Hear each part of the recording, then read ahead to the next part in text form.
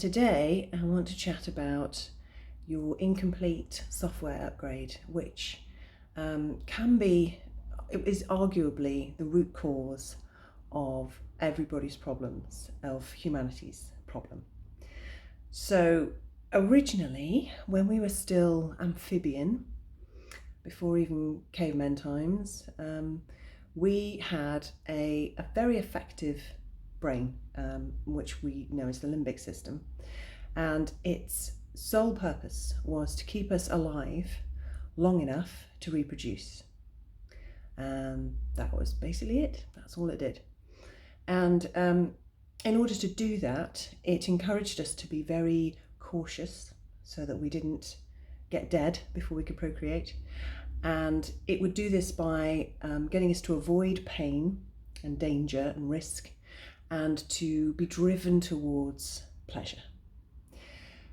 So, in order to incentivize us to do this, the limbic system would create chemicals that would cause emotions. So, if we were moving towards pain or taking a risk, the emotion that we would feel is what we would call fear. And fear's unpleasant, isn't it? When you feel afraid, when you feel anxious, when you feel stressed, they're all forms of fear. It is an unpleasant feeling physically as well as psychologically. And that's your limbic system's way of going, no, don't be doing that. No, it's too risky, don't do that. And similarly, feelings of pleasure come from, sex, which is the main point, and eating, the taste of food creates pleasure, and creates an emotion that we perhaps would call now love. So there's the limbic system. Its primary aim is to keep you alive long enough to procreate, and to do that it keeps you away from pain and drives you towards pleasure, and it creates two basic emotions in order to help steer you. So that's all good, and that's been very successful because here we are now. We've lasted all this time, and it's kept a lot of us alive. All of us who are alive now will have been descended from the people whose limbic systems guided them accurately, kept them away from pain and danger, and drove them towards pleasure. Somewhere along the way of our evolution, we then developed our higher brain, or our thinking mind.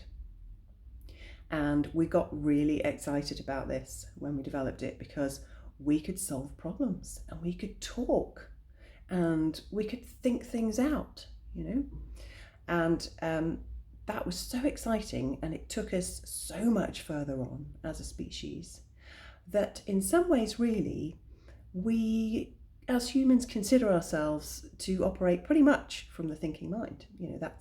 We've created a very complex 21st century civilization which relies upon us all using that thinking mind to navigate our way through every day, every experience, etc. So you could say that as we evolved, we had a software upgrade from our original mind, what we call in neuro-linguistic programming the unconscious mind, to the higher mind, or the thinking mind, or the conscious mind, as we call it in NLP. The problem, though, is that the new software didn't completely replace the old software. The old software, the limbic system, is still running.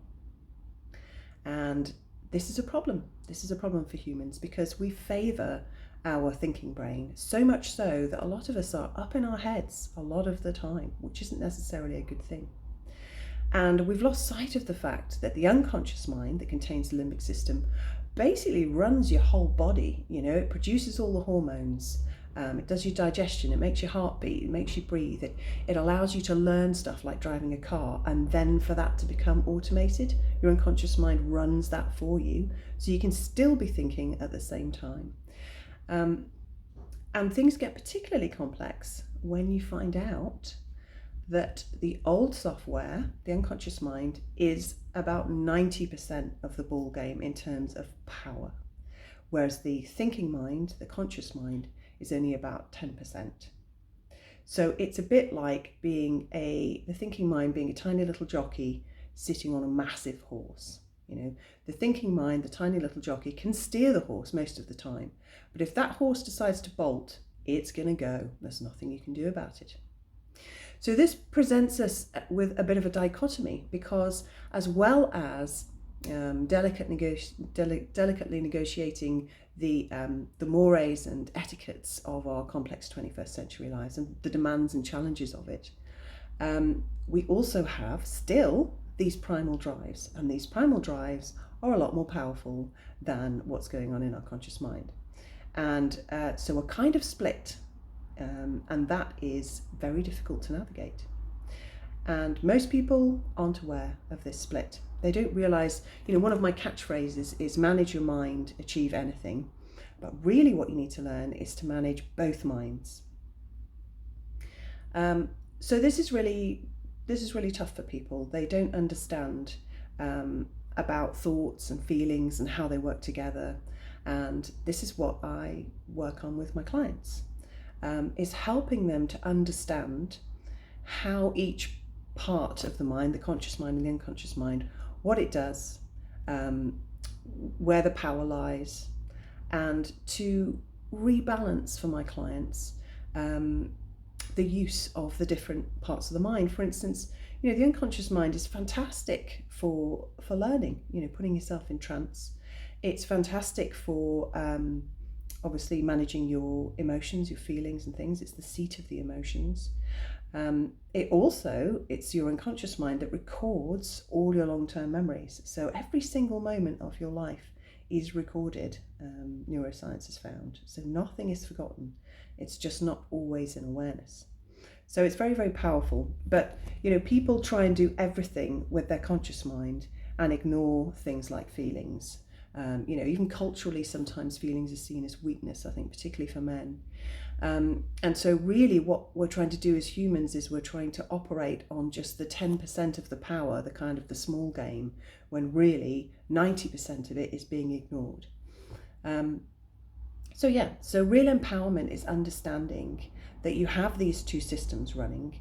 The higher mind is all about, learning and developing and experiencing, but the unconscious mind is still running, and it still is basically about, eating and drinking and having sex, and one of the most common issues that people deal with is anxiety, is the stress that the limbic system causes. So the thing about your mind is that it can't tell the difference between something that you're imagining and something that's actually happening, right? So anxiety can be defined as focusing on what you don't want to happen in the future. And whilst you're busy doing that with your higher mind, your conscious mind, you're thinking about, oh my God, what's going to happen if I mess up that presentation again? What's happening is your unconscious mind responds immediately, thinking that scenario is happening in the now. And even more fun, your unconscious mind still thinks you're living in the Stone Age and can't tell the difference between what we would class as like a bummer and actual existential risk of death, right? So it just whacks everything up to 11 every time you get triggered. And this is basically what anxiety is the fact that the unconscious mind can't tell between what's actually happening in the now and what you're thinking about happening. And it can't measure how scary something is. It just thinks everything's a threat to life, and that's all it's concerned about, is keeping you safe.